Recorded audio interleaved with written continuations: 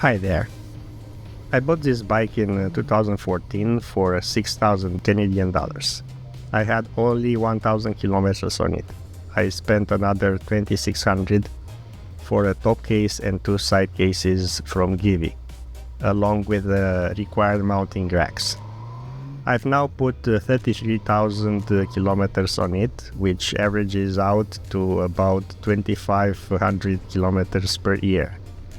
But I've used the bike a lot less in the recent years.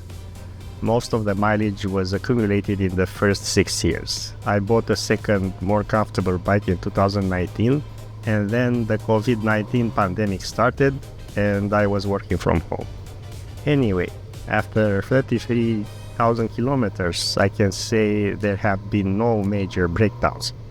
I change the tires every 2 years and have only had to change the brake pads and battery once. I even bought spare spark plugs, but I haven't needed to change them yet. I change the oil and filter every 6 months and haven't needed to change the chain or the sprockets at all. This is the most reliable bike I ever had. Everything works like a charm. I'm not sponsored. This is simply the truth. I'm not sure if they make bikes like this anymore, but this one is just great.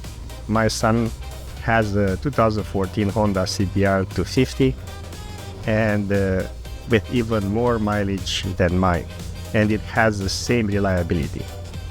The bike is nimble and the cases are removable. The total space in the cases is 121 liters. So I often use this bike for groceries. If I want to go on longer trips, I take my cruiser because it's more comfortable. But the Honda is faster and more maneuverable.